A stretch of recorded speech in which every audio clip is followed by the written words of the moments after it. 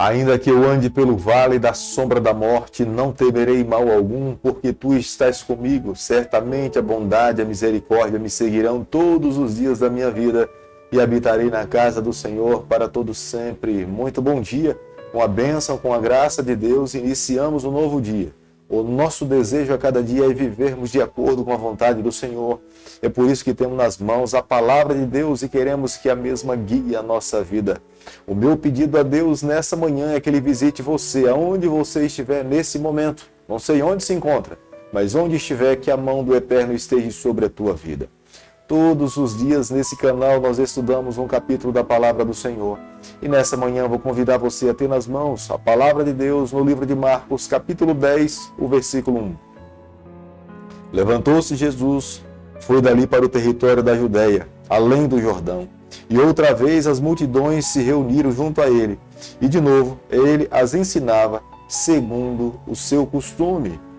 Jesus Cristo veio aqui a essa terra nos tornar seus discípulos. Jesus quer fazer conosco o que ele fez com aqueles 12 homens. Jesus trouxe para perto de si e ensinou aqueles homens como era o reino do céu, como é que eles deveriam viver. Eles deveriam falar do reino em toda e qualquer circunstância. Eles deveriam viver como o seu mestre viveu. Jesus amou os pecadores, eles também deveriam fazer a mesma coisa. Eles deveriam perdoar aqueles que lhe ofendessem. Eles deveriam ser honestos, eles deveriam ser verdadeiros, eles deveriam viver mais para o céu como Cristo viveu e menos para essa terra. Jesus viveu aqui nesse mundo para revelar ao Pai. Nós também precisamos viver nesse mundo para revelar a Jesus Cristo. Se nós seguirmos os passos de Jesus, tenha certeza que nós teremos a bênção do Eterno constantemente sobre a nossa vida. Nós precisamos gravar uma verdade no nosso coração. O divórcio jamais esteve na pauta do nosso Deus. O desejo de Deus é que, na verdade, nós vivêssemos unidos e felizes para sempre. Mas aqui no capítulo 10 nós podemos ver que Jesus fala que Moisés deu carta de divórcios por decorrência da dureza do coração daquelas pessoas. Quem geralmente tomava a iniciativa para dar a carta de divórcio era o homem, porque a mulher era uma propriedade do homem.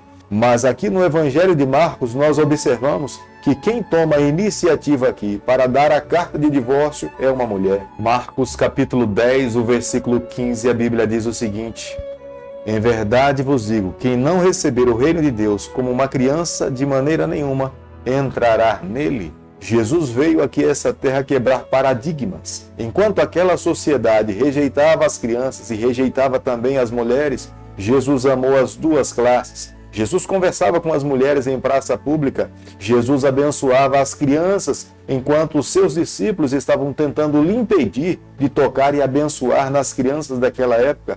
Jesus coloca uma criança entre eles e fala: quem não se tornar como essa criança, jamais conseguirá entrar no reino dos céus. Jesus, naquele momento, queria que aquela geração compreendesse que ele era o Deus criador de todos os seres humanos. Deus amava a todos. O céu não faz acepção de pessoas. Deus ama os homens, Deus ama as mulheres, Deus ama as crianças, os jovens, os adolescentes, os idosos. O céu se preocupa com a salvação e com o bem-estar de todos os seres humanos que estão nesse mundo. Enquanto aqueles que vivem nessa terra são seletivos, buscam amar mais uma classe de pessoas, o céu busca amar todas as pessoas, independente das suas falhas, dos seus erros. O desejo final de Deus é que nós nos tornemos semelhante a Ele.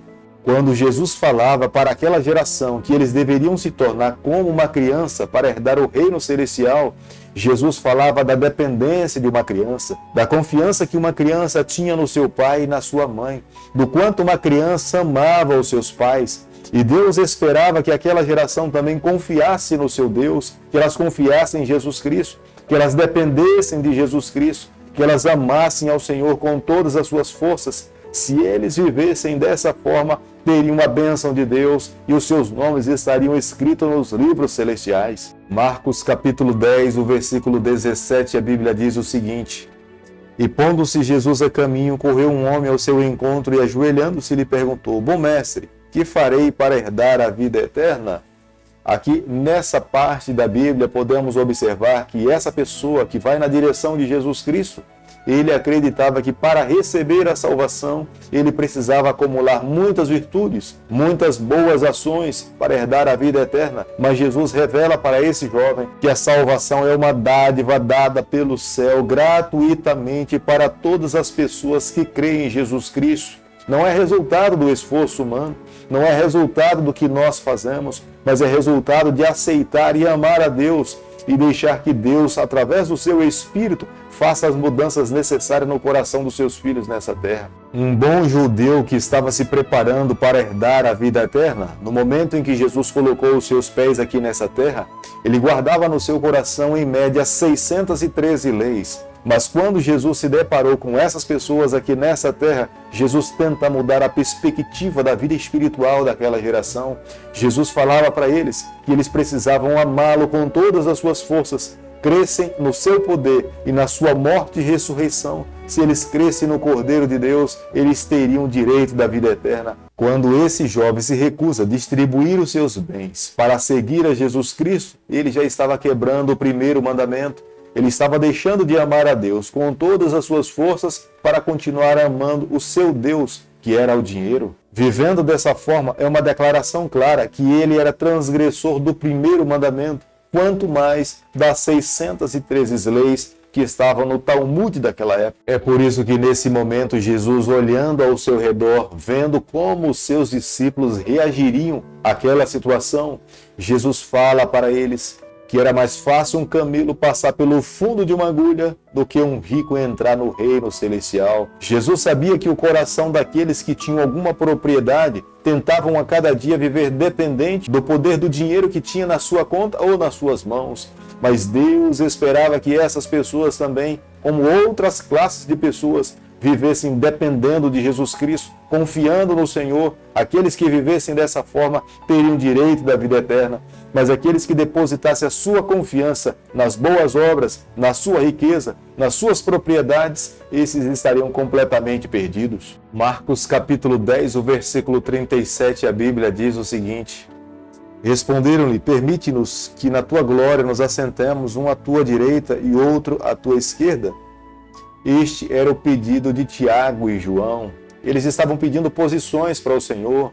Eles pensavam que o reino de Cristo seria terrestre e eles queriam um se assentar à direita e o outro queria se assentar à esquerda. Mas Jesus sabia que a senda que ele teria que caminhar não seria fácil e que os seus discípulos não teriam forças para suportar todo o cálice que ele teria que tomar. Jesus teria que padecer nas mãos dos líderes daquela época. Jesus teria que morrer morte de cruz, a morte mais cruel oferecida pelos romanos. E quando olhamos para o relato bíblico, vemos claramente que no momento que eles contemplam Jesus Cristo sendo julgado, sendo açoitado, sendo levado para a cruz, nenhum dos seus discípulos esteve ao lado de Jesus para confortar, lhe apoiar ou correr o risco de passar pela mesma situação que Jesus passou. Todos eles fugiram, mas Jesus trabalhava com eles para que eles vivessem uma vida humilde, dependente do Pai, renunciasse o desejo de ter posições grandiosas, renunciasse o desejo de querer ser melhor do que os outros, mas buscasse viver em humildade. Querido amigo, quando nós estudamos o capítulo 10 do livro de Marcos, claramente nós podemos ver que o nosso Deus nos ensina e nos mostra que Deus não faz acepção de pessoas. Deus ama todas as pessoas. Deus quer salvar a todo pecador. Deus quer que todas as pessoas lhe recebam como sendo o único e exclusivo Filho do Senhor. As nossas obras não somam nada para a nossa salvação. As nossas obras é considerada como sendo um trapo de imundícia sem nenhum valor, que nos dê os méritos da vida eterna. Deus espera assim que nós vivamos uma vida de dependência, que nós o amemos com todas as nossas forças, que nós confiemos nas ações e na condução do nosso Pai, porque uma criança que vive no lado do seu pai, ela se comporta dessa forma. E Deus espera também que os seus filhos vivam dessa mesma maneira. Todo verdadeiro discípulo precisa caminhar o caminho da humildade. Antes da glória, ele precisa caminhar o caminho do sofrimento, da dor que essa terra pode lhe oferecer. Jesus andou por esse caminho. é a razão pela qual, mais uma vez, ele teve acesso à glória do Senhor. Aqueles que um dia irão herdar a vida de Deus, irão ser discípulos de Cristo nessa terra. E quando nós pensamos no discipulado, nós podemos observar que há sofrimento, há dor, há tristeza, há rejeição por parte desse mundo. Mas no final, a recompensa virá das mãos do nosso Criador. É por isso que não podemos desistir, nós não podemos desanimar, mas o céu nos convida a cada dia a dependermos do Pai, a amarmos ao Senhor, a entregarmos a nossa vida nas suas mãos, para que nós possamos alcançar a vitória. Querido Pai, em Tuas mãos, nessa manhã, nós nos colocamos. Queremos viver exclusivamente para o Senhor. Toma o nosso coração, perdoa os nossos pecados. Nos dê a graça de um dia estarmos com o Senhor por toda a eternidade. É o nosso pedido e a nossa oração, e nós fazemos em nome de Jesus. Que o Senhor te abençoe e te guarde. Que Ele faça resplandecer o seu rosto sobre você. Que Ele tenha misericórdia de você. E sobre você, nessa manhã, Ele levante seu rosto e conceda a sua paz. Em nome de Jesus. Amém.